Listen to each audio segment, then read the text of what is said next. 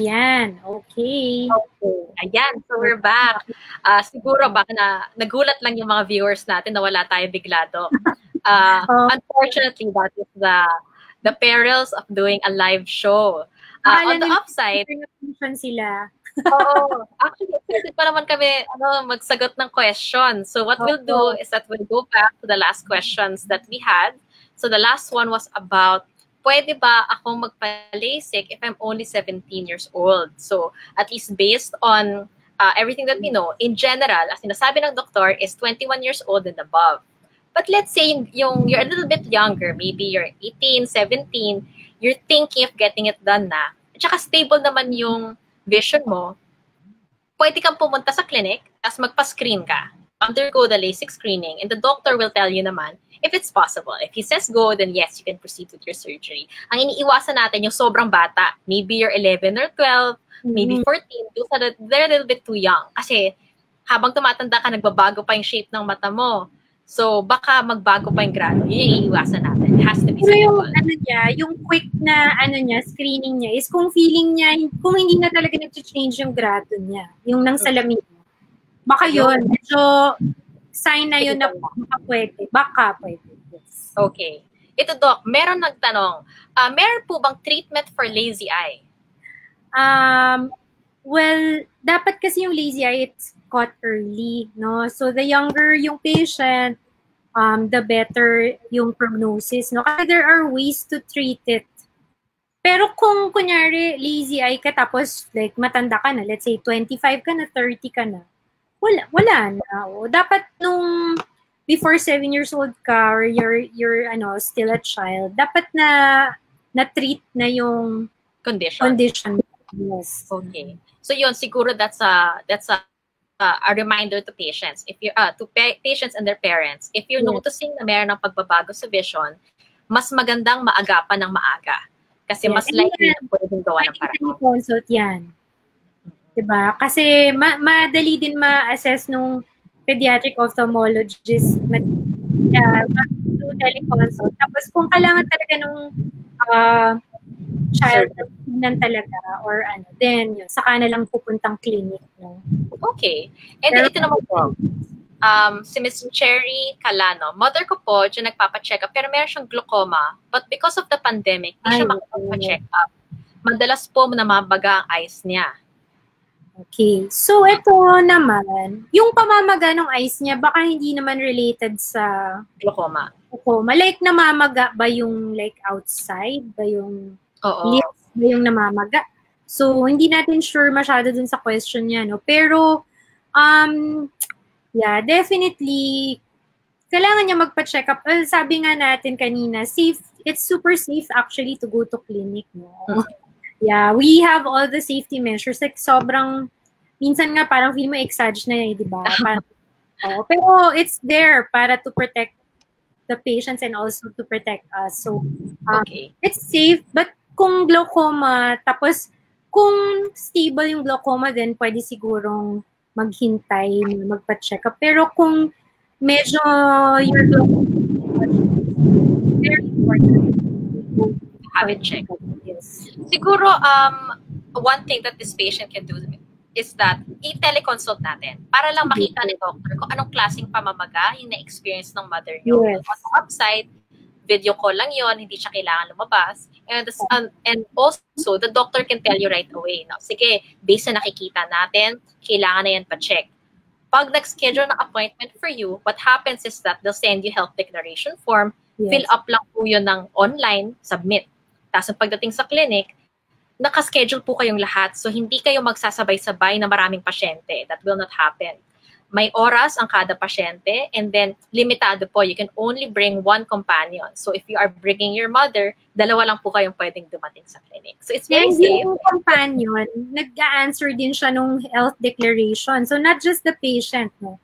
Basta lahat ng papasok sa clinic, even the companion, has to answer the health declaration. Also, yung ito, kasi sabi niya, nagpapacheck up naman siya sa atin yata. So, kung preferably, yung kung sino yung doctor mo, request a teleconsult with your doctor. Yung Yes. doctor mo talaga, yes. Because kung i-request mo naman na yung original doctor mo, siya yung makakausap mo, then it's easy to arrange. Okay. And then, Doc, this is related to the earlier question about lazy eye. So, yung sabi ni Miss Jazz is, my daughter has lazy eye and she's already 13. May cure pa po ba or correction po? Baka pwede pa kasi, I mean, 13 hindi na ganun kabata. Pero syempre, I think there are studies na pwede pa rin siyang bigyan ng treatment, no? So, better consult with their pediatric ophthalmologist. On the upside, we actually also have pediatric ophthalmologists na available through teleconsult. So Yes. even as a preliminary check, you just want to ask some questions. It's a good way to go about it. Mm-hmm. And then from Miss Arlene Amor, kung nagbabanlag din ba yung mata niya, di ba? Oo, makikita yung Doc, di ba? Yeah, even through sa teleconsult, yeah. Ito Doc, si Miss Arlene. Hello po, Doc. Medyo mahapdi ang mata ko pag ginagamit ko ang eyeglass ko. Bakit po kaya? Baka, well, pag mahapdi, dry eye din ulit yun. Oo. So, not sure kung nag-glasses ako or dahil wala siyang glasses. Hindi. Probably it's not related to your glasses, pero it's because of dry eye. So, you can also use artificial tears. Oo. Kasi, like, siguro, Doc, dahil binanggit niya, kapag sinuot yung eyeglasses niya, if you're wearing your glasses, it's probably because you have to read a lot or kailangan nakapag-reader ka ng matagal. Oh. So, posibleng ka matagal, di ba? Oo. Yun. Assistant siguro yung mata niya. Nakakalimutan kasi nila mag-blink, Doc. Kaya yan, nagdadry yung mata. And then here naman, yung question from Miss Baby Dizon. Nagkaroon po ako ng macular hole at the age of 59. Coach po kasi ako ng athletics at maaring dito ko nakuha ito dahil overexposure sa araw. Kailangan ko po bang magpa-opera? Hindi siguro related dun sa sun exposure, no? But the macular hole, yes, you need to get surgery. Okay. Yeah. Because so the sooner that you get surgery, the better yung recovery. Kesa yung pag matagal na po yung macular hole na hindi po siya na-repair, mas pangit din po yung recovery ng vision. Okay. And then, Doc, from Ms. Corazon, are there some ways to prevent cataract from developing or delay its progression if one already has it?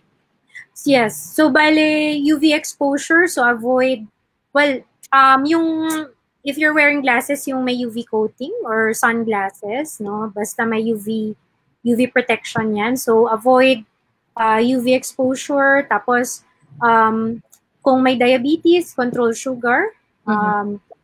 Yung eating healthy, no? Yung healthy diet, a lot of vegetables can also help, no? Pero yung di natin ma-avoid yung age. So, yung age, wala tayong way para ma-stop yan. But, yun, for sure, yan yung mga ways para to delay progression. Okay. And then, ito naman, Doc. Another question is from Miss Dory. Na-opera ako sa cataract ng left eye noong 2004 at right eye noong 2006 sa PGH.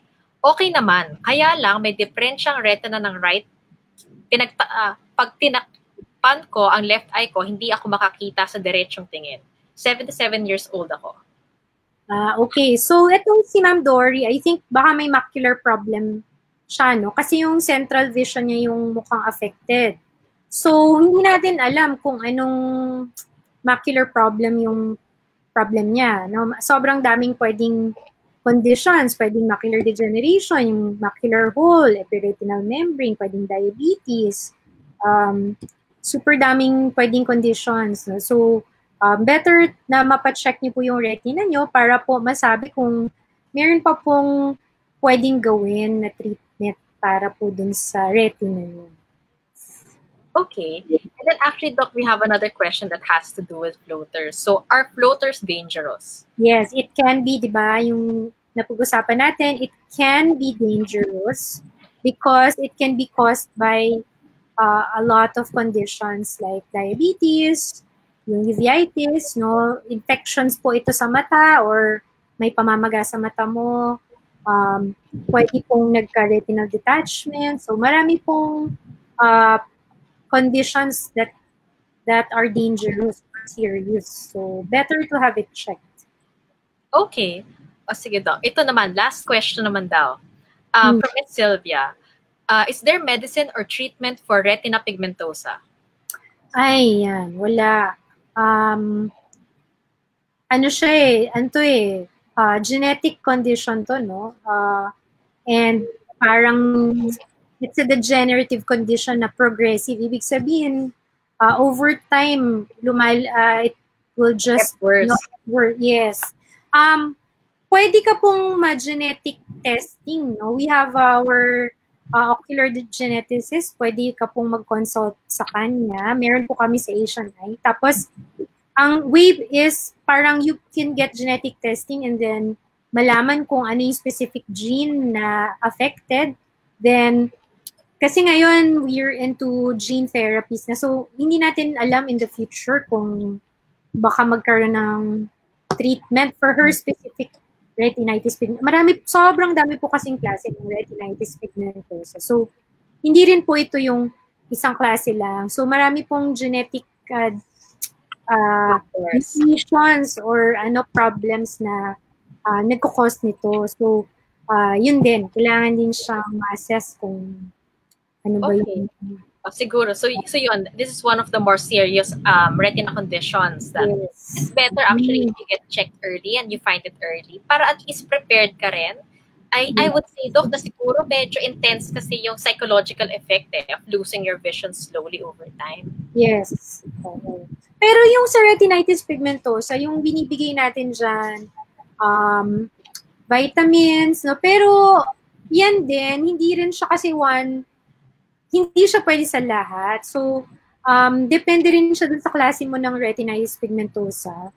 May mga iba kasi nag-worsen if you give the vitamin A. May iba po, gaganda siya. So, medyo mahirap din pong condition yan. And it's not like one size fits all na yung tanong niyo po na pwede po siya sa lahat ng patient yung sagot mo. So, depende talaga. Yes. Okay. O sige, Doc, siguro on that note, if anyone wanted to set an appointment with you, saan sila pwedeng magpa-schedule? Where can they find you? So, I have clinics sa Rockwell po, na Asian Eye Institute sa Rockwell, sa Mall of Asia, and sa Alabang Commerce Center. Yun po yung mga branches po na pinupuntahan. Okay. And then what are, siguro, maybe 2 pieces of advice for patients that are thinking about how to better take care of their vision, especially now that there's a pandemic? Alam mo, pansin ko, mas konti na yung tao na nagkakaroon ng sore eyes ngayon. I think mukhang talagang yung mga tao ngayon is talagang strict, nagwawash ng hands, hindi po talaga touch yung eyes. Kasi dati everyday, nakakakita po ko ng sore eyes. Wala, zero. No? So, mukhang yung hindi na talaga nila natatouch yung eyes, hindi nila tinatouch yung face, yung laging naguhugas. No? So, I think that's good. No? Yun yung isang mabuting na dulot. Pero, yung related po dun sa aging, yung itong mga conditions na napag-usapan natin, if you're really concerned, pwede pong, and you're scared to go to our clinic, you can you can call our telehealth hotline. Pero, yun nga, it's very safe. Kasi most of the time, hindi po kaya ng, kunyari yung mga retina conditions, like floaters, mahirap po siyang i-teleconsult. So, yung mga ganon, you have to come in really for a retina check physically. Yeah.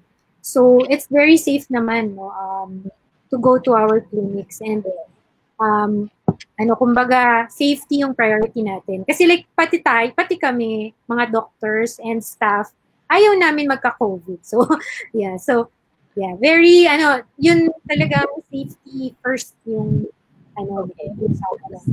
And then, you know what, Doc, thank you so much for spending your afternoon with us. And thank you also for the viewers who, kanina, nagulat pa natin sila kasi nawala tayo for a little bit. But thank you so much for joining our Facebook Live session. And if you have other questions, let's say may naisip kayong question na hindi namin na-discuss during this discussion, then you can leave a comment on our page and we'll try to get to it. If you want to set up an appointment, we're flashing the different phone numbers that you can call. You can also call our telehealth. You can also message us on Facebook and our other social media sites. So may options tayo. If you're scared about your eye concerns, just ask Asian Eye. We're here for you. So for everyone, let's continue to stay safe. Wear your mask. As sabi ni Doc, wash your hands very carefully. Don't touch your eyes. Yes, don't touch your eyes. You have to keep yourself as healthy as possible while we're still in recovery. Yes. So thank you, everyone. Thank you, Doctora. And we will see you soon.